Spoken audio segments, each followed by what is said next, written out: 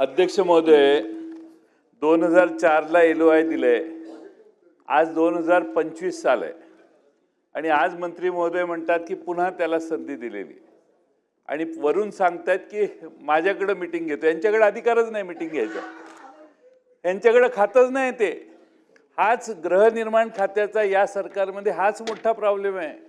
उत्तर देसाई साहेब देतात आणि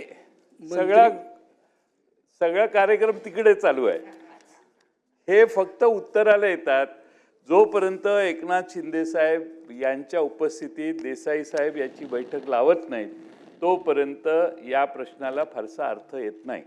अध्यक्ष महोदय, सन्माननीय चौधरी साहेबांनी 2004 पासून काय अवस्था झालेली आहे सांगितलं. पुन्हा मंत्री महोदयांनी सांगितलं की पुन्हा आता त्यांना संधी देण्याची व्यवस्था केलेली आहे.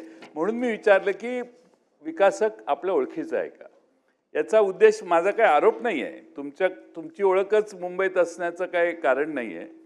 पण अध्यक्ष महोदय, मी हा जाणूनपूर्वक प्रश्न ह्यासाठी विचारला की काही विकासकांना विशेष वागणूक देणे आणि काही विकासकांच्यावर गदा येणे आणि त्यांना थांबवणे किंवा स्टॉप करणे, अशापेक्षा सरकारने माननीय मंत्री महोदयांच्याकडून मी अपेक्षा करतो की जे 4 वर्षापासून किंवा 5 वर्षापासून प्रकल्प बंद आहेत, विकासकांनी कोणतंही पाऊल टाकलं नाही, अशा 5 वर्ष जुन्या प्रकल्पांची रिव्हिजन करून अशा विकासकांच्याकडून आत्ता जे तुम्ही कार्यक्रम घेणार आहे त्याकडून तसाच 5 वर्षापूर्वी थांबलेल्या प्रकल्पांच्याकडून घेऊन त्यांचं रिव्हिजन करून, नाही तर त्यांना बंद करण्याचं काम टर्मिनेट करून नवीन विकासक नेमण्याची व्यवस्था सरकार करेल काय.